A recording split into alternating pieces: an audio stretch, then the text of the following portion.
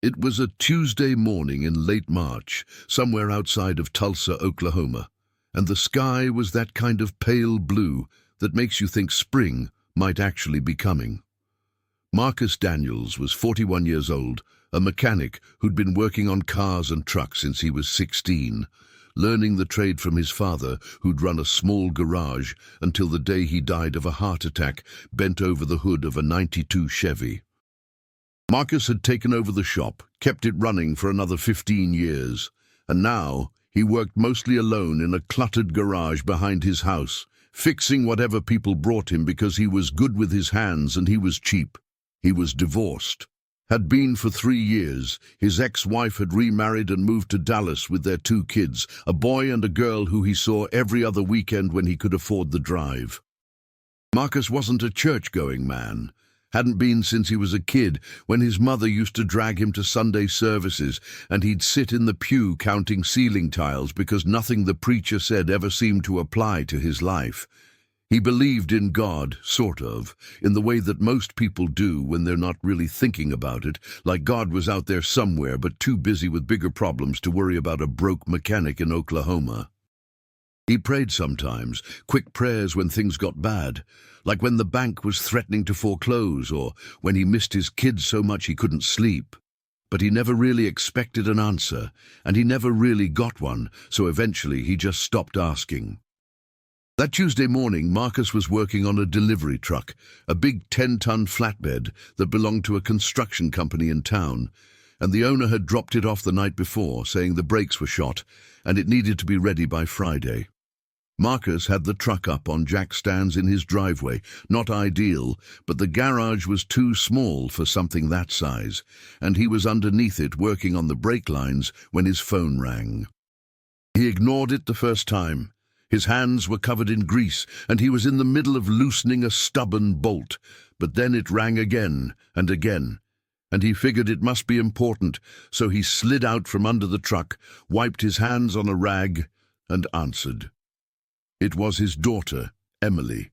She was 13 now, and she was calling from school because she'd forgotten her permission slip for a field trip, and she was crying because the teacher said she couldn't go without it.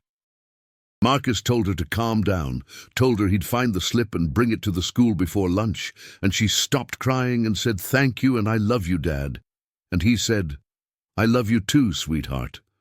And then he hung up and stood there for a minute, just holding the phone, because hearing her voice always made his chest feel tight in a way that was both good and painful. By the way, before I keep going, drop a comment and let me know where you're listening to this story from.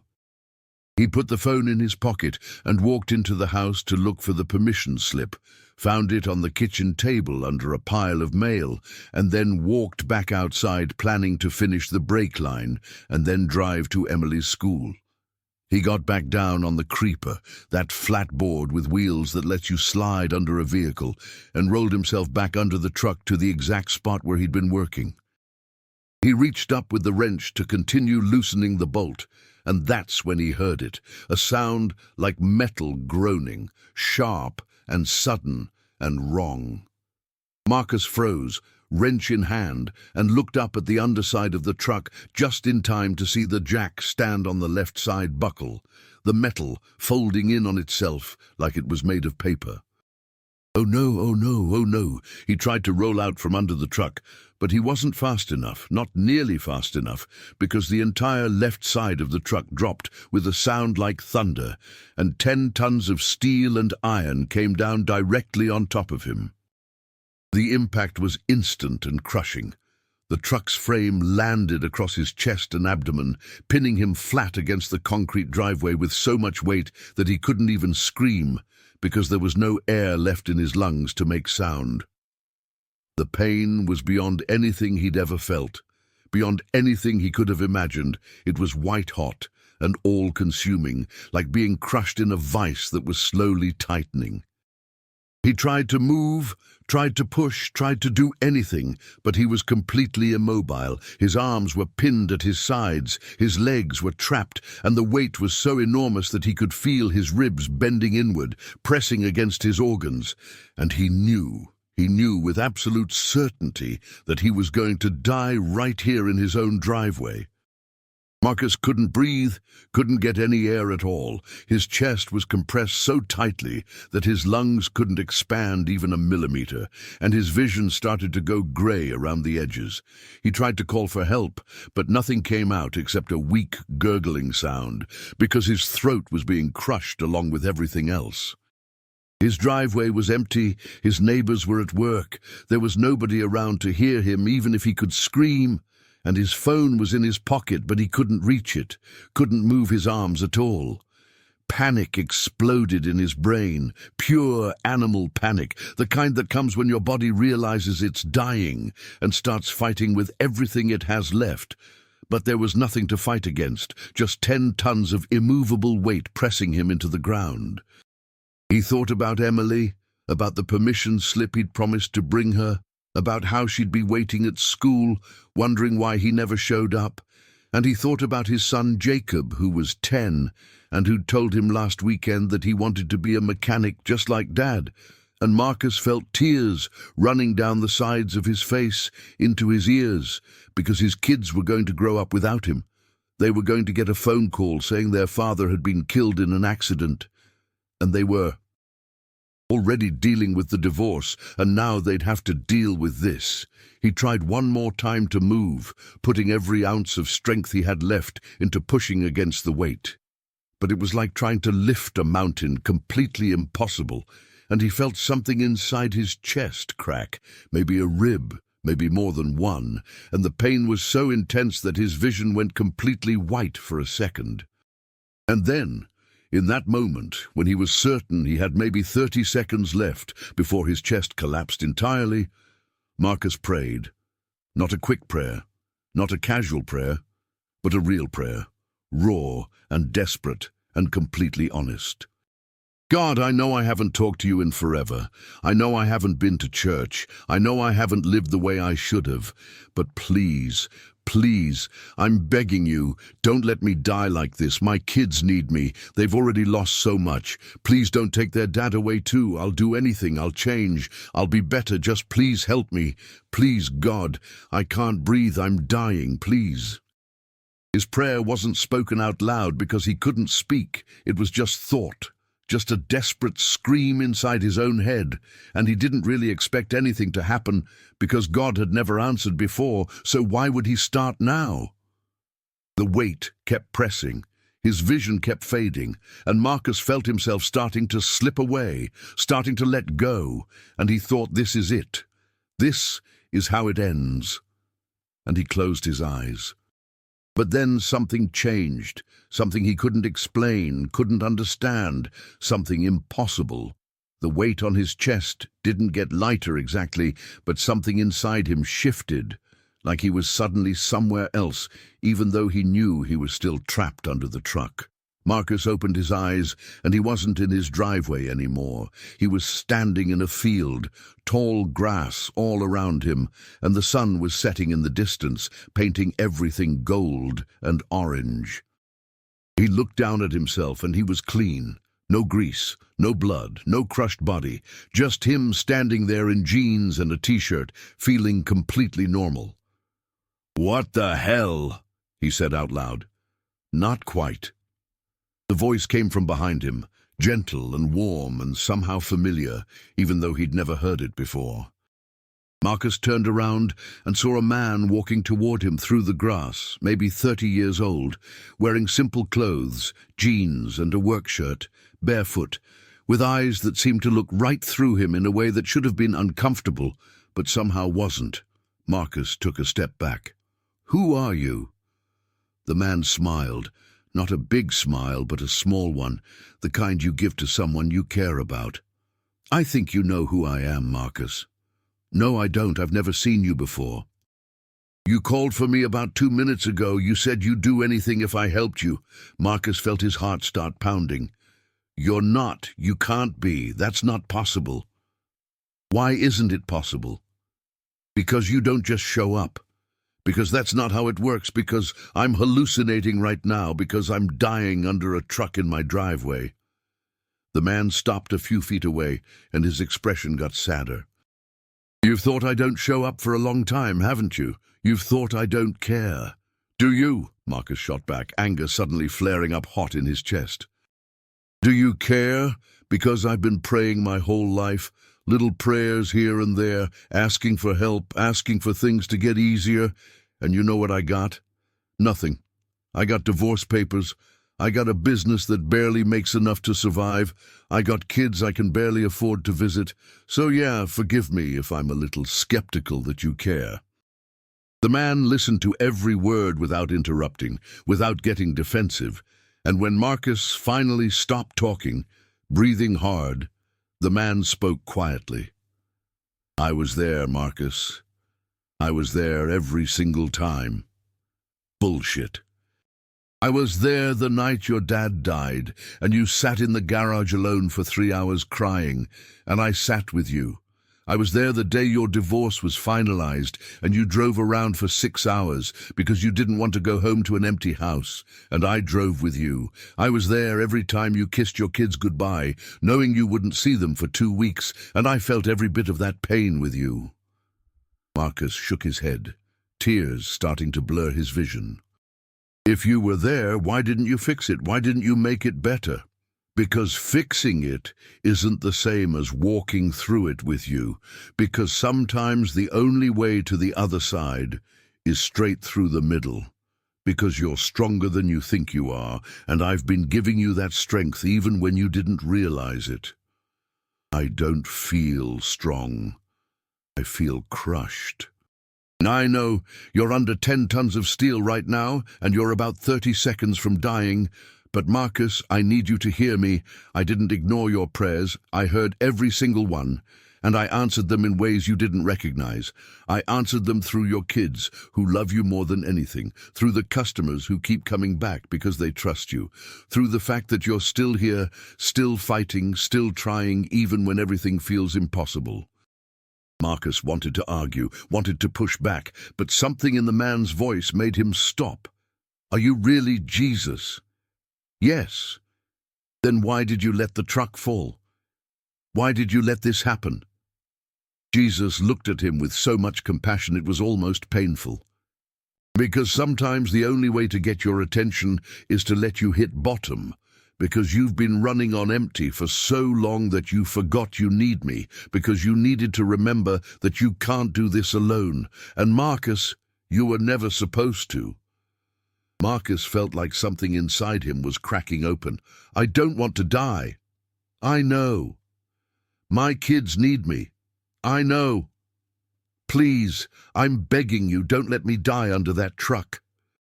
Jesus reached out and put his hand on Marcus's shoulder, and the touch was warm and solid and real. Do you remember the day Emily was born, when they put her in your arms for the first time, and you whispered, I promise I'll always protect you? Marcus nodded, unable to speak. I heard that promise, and I'm going to help you keep it, but Marcus, I need you to do something for me. Anything. When I get you out from under that truck, and I will get you out, I need you to tell people what happened, not because I need credit, but because there are people out there right now who feel crushed, who feel trapped, who think I've abandoned them, and I need them to know that I haven't, that I never will, that I'm still in the business of doing impossible things. I'll tell them, I promise. Jesus squeezed his shoulder once more. Then let's go, your daughter's waiting for that permission slip. And then everything went white. Marcus gasped, and his eyes flew open, and he was back under the truck, back feeling the crushing weight, back in the pain and the dying and the panic. For a second he thought it had all been a dream, a hallucination, his brain's last desperate attempt to make sense of death. But then he felt it, something changing, something moving. The truck, the impossible 10-ton truck that no human being could possibly lift, started to move. Not all at once, but slowly, inch by inch, like invisible hands were getting underneath it and pushing up. Marcus felt the pressure on his chest ease, just slightly, just enough that he could take a tiny, shallow breath, and then another, and the truck kept moving, kept rising, defying every law of physics and gravity and common sense. He watched with his own eyes as the frame lifted off his body, straight up, not tilting, not sliding, just rising like it was being picked up by a crane, except there was no crane. There was nothing, just empty air and the truck going up. It rose 2 inches, then 4, then 6, and Marcus felt air rushing back into his lungs in painful gasps, and he used every bit of strength he had left to roll to the side, to get out from under the truck, before whatever was happening stopped happening. He rolled once, twice, pulling himself across the concrete with his arms because his legs weren't working right. And the moment he cleared the edge of the truck, it dropped, falling back down to the driveway with a massive crash that shook the ground and would have killed him instantly if he'd still been underneath. Marcus lay on his back on the driveway, staring up at the sky, breathing in huge, ragged gasps, and he couldn't believe he was alive, couldn't process what had just happened. He looked at the truck, at the jackstand that had failed, at the space where he'd been trapped, and he knew with absolute certainty that what he'd just experienced was impossible, that he should be dead, that there was no rational explanation for why he wasn't. He turned his head and saw him, Jesus, standing about 10 feet away next to the garage, same clothes, same face, same gentle smile. And Marcus tried to sit up, but pain shot through his chest, and he fell back down. Jesus walked over and knelt down beside him. "Take it easy. You got some broken ribs and a lot of bruising, but you're going to be okay. You lifted that truck. You actually lifted it." "I did." "That's not possible." "Nothing's impossible for me, Marcus. That's kind of the whole point." Marcus started crying, not quiet tears, but full sobbing, his whole body shaking with it. "Thank you, thank you, thank you." Jesus put his hand on Marcus's forehead, gentle and cool. "You're welcome. Now I need you to stay still until the ambulance gets here. Your neighbor, Mrs. Patterson, saw the truck fall, and she's already called 911. They'll be here in about 3 minutes. Wait, don't go. Stay with me. I'm always with you, Marcus. You just couldn't see me before, but now you can, and you'll never forget this. And that's what's going to change everything." "I won't forget. I promise." Jesus smiled one more time. "I know you won't. Now go be the father your kids need. Go tell them about today. Go live like someone who knows they're loved." And then he was gone. Just gone, like he'd never been there. Except Marcus knew he had been, knew it in every cell of his body. The ambulance arrived exactly 3 minutes later, just like Jesus had said, and the paramedics couldn't believe Marcus was alive. They kept saying it over and over. "You should be dead. There's no way you should be alive. This is impossible." They took him to the hospital, where the doctors ran every test imaginable, X-rays, CT scans, ultrasounds, and what they found was incredible. He had 4 broken ribs, severe bruising across his entire torso, and some internal bleeding that they could manage with medication, but nothing that was life-threatening, nothing that wouldn't heal. "I don't understand," the doctor told him, standing by his hospital bed with the X-rays in his hand. "You had 10 tons of weight on your chest for at least 2 minutes. Your chest should have been completely crushed. Your organs should have been pulverized. You should have died in the first 30 seconds. But somehow you're going to walk out of here in a week." Marcus just smiled. "It was a miracle." "Miracles are just things we don't understand yet," the doctor said, because doctors always say things like that. "No," Marcus said firmly. "It was a miracle, I know, because I was there, I saw it happen, and I know who did it." The doctor looked uncomfortable and changed the subject to pain medication and recovery time, but Marcus didn't care what the doctor believed because he knew what he'd experienced. Emily and Jacob came to visit him in the hospital. His ex-wife drove them up from Dallas, and when they walked into the room and saw him alive and sitting up in bed, they both started crying and ran to him and hugged him as carefully as they could without hurting his ribs. "The police said you should be dead," Emily said through her tears. "They said the truck crushed you." "It did," Marcus said. but somebody lifted it off me. Who? Jacob asked. A friend, the best friend anybody could ever have, and someday when you're older, I'll tell you the whole story. But right now, just know that your dad is okay, and I'm going to be around for a long time, and I love you both more than anything in the world.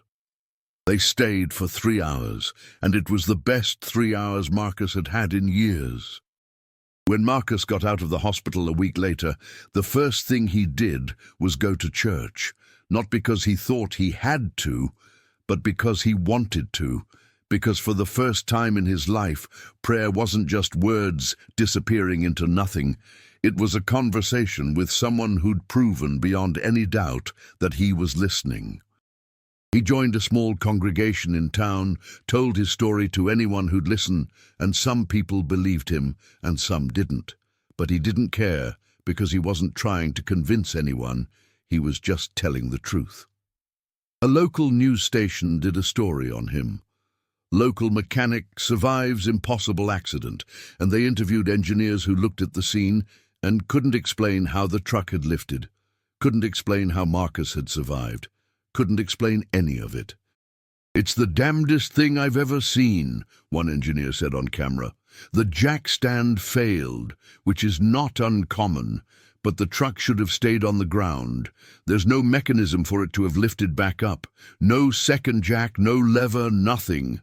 But the marks on the driveway clearly show it was lifted approximately 6 inches before it fell back down, and I have no explanation for that.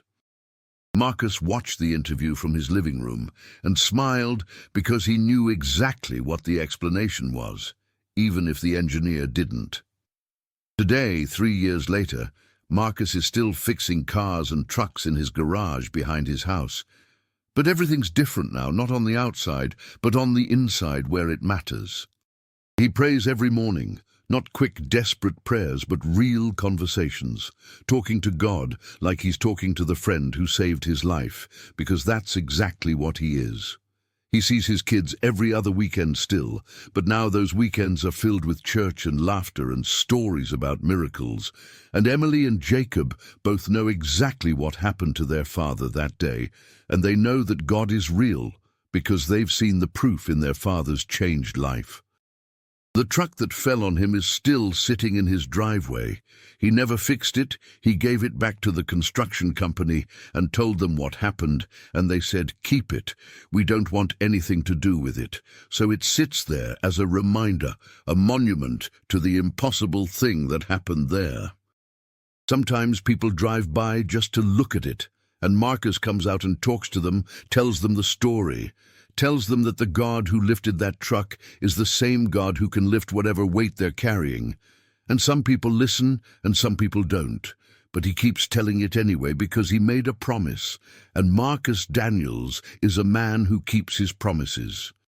If you're listening to this story right now, and you feel crushed by the weight of your life, crushed by circumstances that feel impossible to escape, crushed by pain or loss or fear or loneliness, I need you to hear something that Marcus learned lying on that driveway with 10 tons of steel on his chest. You're not alone. You've never been alone. God is right there with you in the crushing weight. And when you finally reach the end of yourself and cry out to him, really cry out, not a casual prayer but a desperate plea from the deepest part of your soul, he will answer, and he will do impossible things, because that's who he is. That's what he does. He's the God who lifts what cannot be lifted, who moves what cannot be moved, who saves what cannot be saved, and he's waiting for you to call on him right now. Don't wait until you're dying under a truck. Call on him today. Trust him today, because he's already there beside you, already holding out his hand, already ready to lift the weight that's crushing you. You just have to reach out and take it.